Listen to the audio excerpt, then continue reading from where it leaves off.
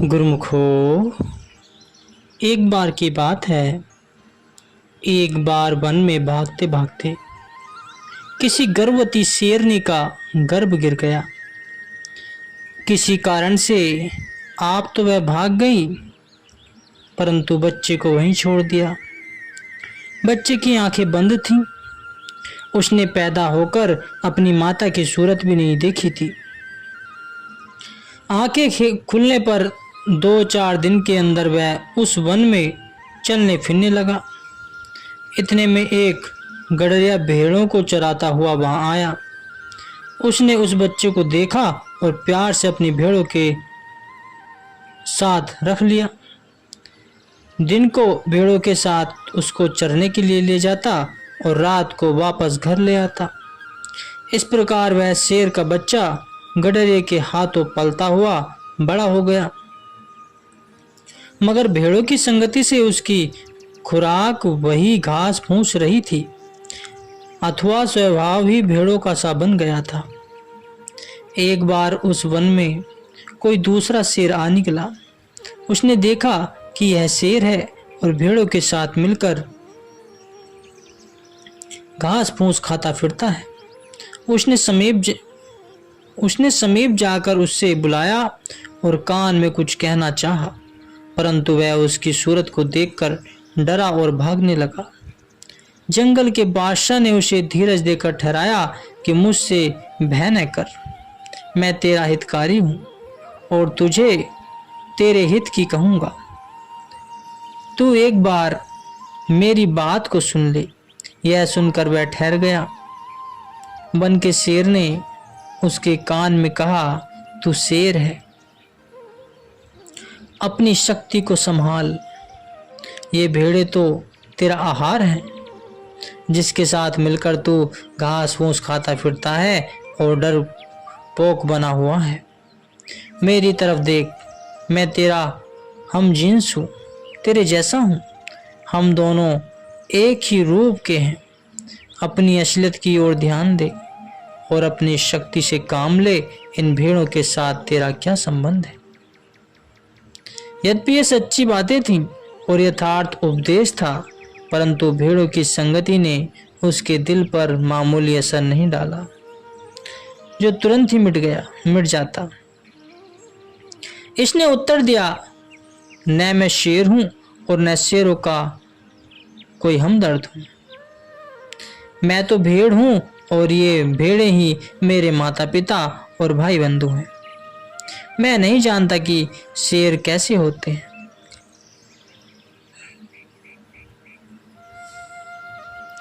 तुम जो कुछ कह रहे हो सब भरमाने वाली बातें हैं। मेरे कुटुंब परिवार से अलग करके न मालूम तुम मुझे कहां ले जाना चाहते हो। वन के राजा ने कहा, तू मेरे साथ तालाब के किनारे चल। वहां तेरे सब भ्रम दूर हो जाएंगे। यह कहकर उसे अपने साथ लिया और एक तालाब के किनारे खड़े होकर उसको कहा, इस पानी में अपनी सूरत को भी देख और मेरे रूप का भी ध्यान कर। तेरे और मेरे में कोई अंतर नहीं है। जब उसने नीचे पानी की ओर सिर झुकाकर देखा तो बिल्कुल दोनों सूरतें एक बराबर नजर आईं। देखते ही भ्रम दूर हो गया और अपने आप को शेर समझकर एकदम लगा गरजने। शक्ति तो पहले मौजूद थी, केवल भ्रम के कारण उसका ज्ञान नहीं था।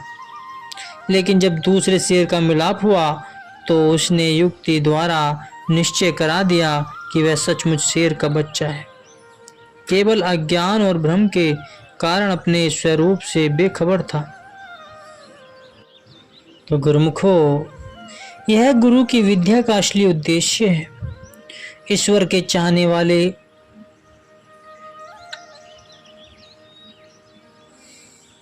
बेचारे ईश्वर की तलाश में दिन रात पड़े घूमते हैं। कभी वनों में जाते हैं, कभी पहाड़ों पर जा बैठते हैं, कभी पुस्तकों के अंदर ढूंढने लगते हैं और कभी ठंडे पानी में गोते लगाते हैं। अपने अपने विचारों और निश्चय के अनुसार वे सभी ठीक रास्ते पर हैं। इसमें कोई ऐतराज वाली बात नहीं है, परंतु संतों के विचार अनुसार सही अर्थों में ईश्वर की तलाश सच्चे गुरु की तलाश है। ईश्वर का मिलना कठिन नहीं है, मिलना गुरु का कठिन है। जिस समय पूर्ण गुरु मिल जाएंगे तो फिर ईश्वर का मिलाप सहज ही हो जाएगा। परंतु संसार है जो दिन रात ईश्वर ईश्वर तो करता है, मगर गुरु के विषय में कुछ भी विचार नहीं किया जाता। गुरु जो कर लिया सो कर लिया, चाहे वह आप भी असली मार्ग का भेदी क्यों न हो। भला जो आप ही बेखबर है वह दूसरों को क्या रास्ता बतलाएगा। लेकिन किसी को इन बातों का विचार कहाँ है। संत कहते हैं कि तुम ईश्वर की खोज में समय मत दो, और न ही इस तरीके से कुछ हो सकता है, वह हाथ भी लग सकता है। तुम्हारा जितना यत्न होना चाहिए वह गुरु की तलाश में होना चाहिए।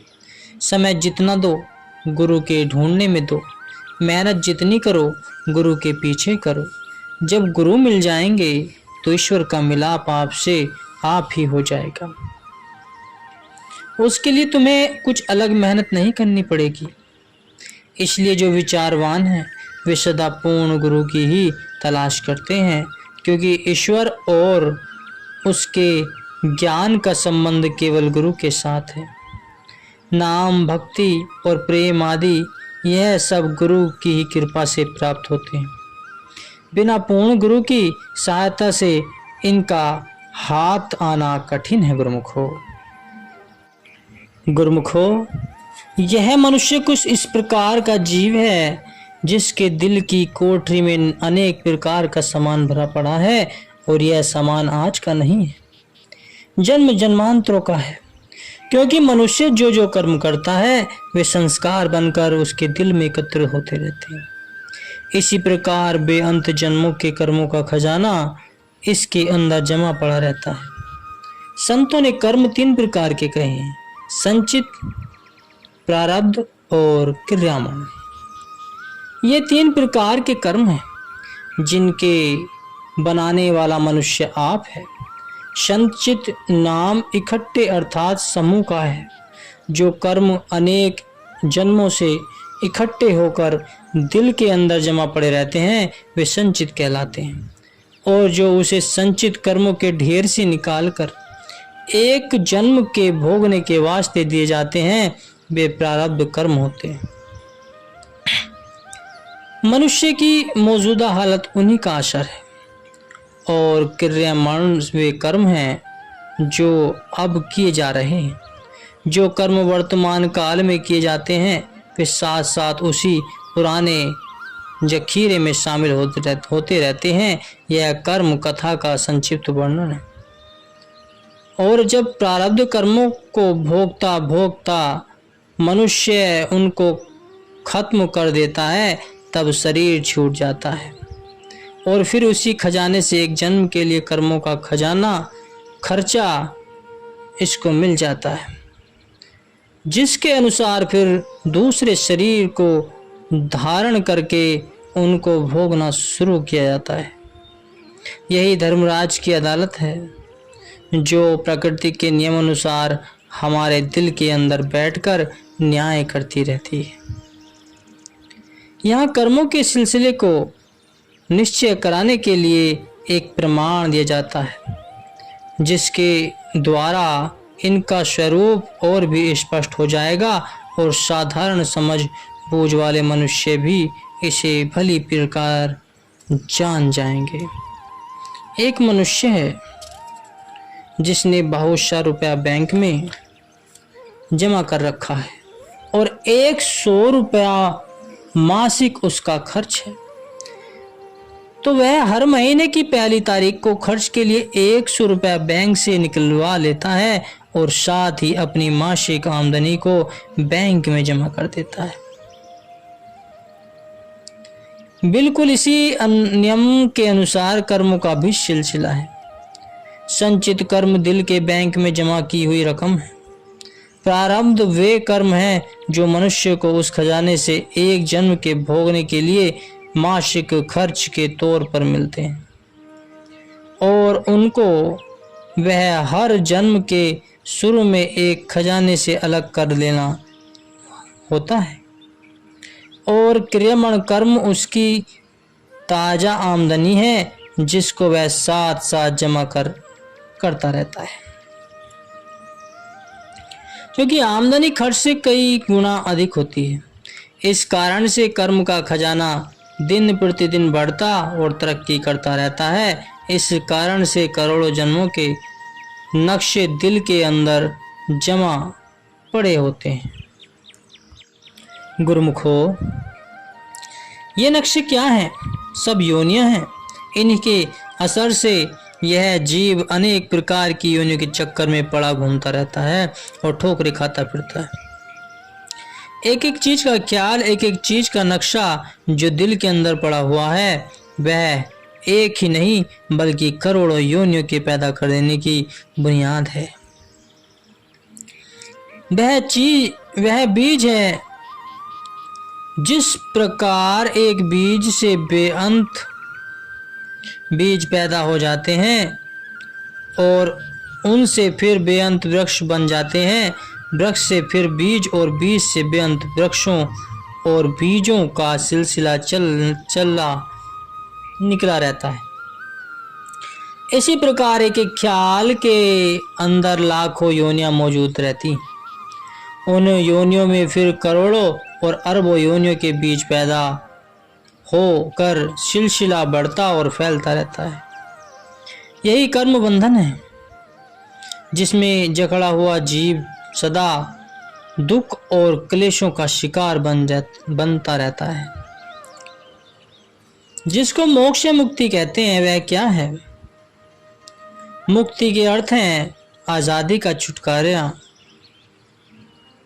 और यह आजादी या छुटकारा किससे पाना है? इसी कर्म बंधन से जिसका वर्णन ऊपर हुआ है। इस कर्म जाल से छुटकारा पाना, जन्म जन्मांतर कष्टों से रहित होना, भ्रम और वहम की जंजीरों को तोड़कर अपने स्वरूप का साक्षात्कार करना सच्ची मुक्ति कहलाता है।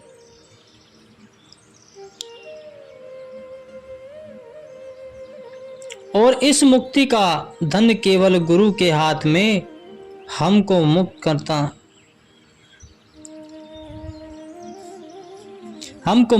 है। वह आप आज़ाद हैं और हमको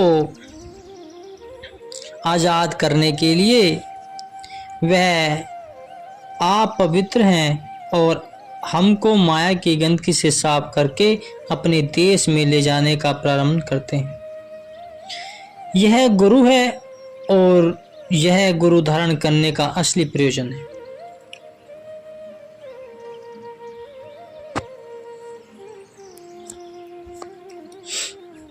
आम लोग गुरु धारण करने का अभिप्राय कम समझते हैं। वे जानते हैं कि गुरु शायद उनको कोई विचित्र और कई वस्तु देगा, लेकिन गुरु धारण करने का भाव यह नहीं है। यह जीव वास्तव में जो कुछ है वही रहेगा। गुरु इसको किसी नई सृष्टि में नहीं भेजेगा। जिस अपनी हकीकत को यह चिरकाल से संसार में रहता हुआ खो बैठता है, गुरु उसकी हकीकत को फिर इसे वापस देता है। और जिस भ्रम भूल में पड़कर इसने अपनी वास्तविक अवस्था को खो दिया है, तो गुरु इसकी वही खोई हुई हालत इसको वापस बख्श देंगे। जब तक गुरु धारण नहीं किया जाता तब तक मनुष्य जिसके द्वारा हमारी दबी हुई आत्मिक शक्तियां उभरती रहती हैं और प्रकाशमान होती हैं, तो सोना जब एक सुनार के हाथ में नहीं पहुंचता तो किसी काम का नहीं होता। अगर उसका मूल्य है तो वह केवल इस कारण है कि सुनार के पास जाकर उसके आभूषण बन जाते हैं, बन सकते हैं। जब वह सुनार की भट्टी से गुजरकर आभूषण के रूप में बदल जाता है तब उसका असल मूल्य पड़ता है। वह आप सुंदर बनना और पहनने वालों को सुंदरता प्राप्त करना है। निगुरा मुझको न मिले, पापी मिले हजार। एक निगुरे के शीश पर आंख पापियों का, लाख पापियों का भार। निगुणे पुरुष को संतों ने आत्मघाती का नाम दिया है, क्योंकि वह अपनी आदत का हनन कर सकता है। वह जीवन के रास्ते में नहीं है, यह जीता हुआ भी मौत के रास्ते में जा रहा है। ऐसे आत्मघाती के संबंध में कबीर साहिब जी का कथन है कि वह हजारों पापियों से भी बुरा है।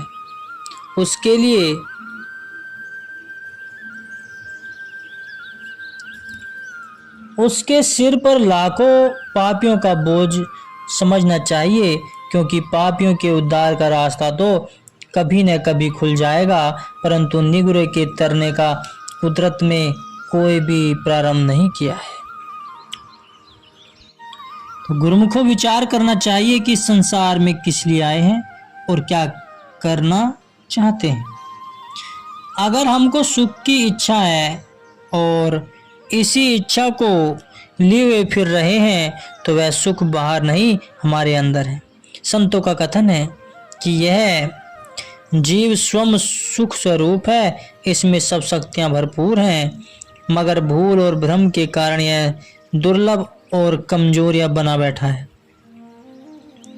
वह शक्ति सब कब प्रकट होगी?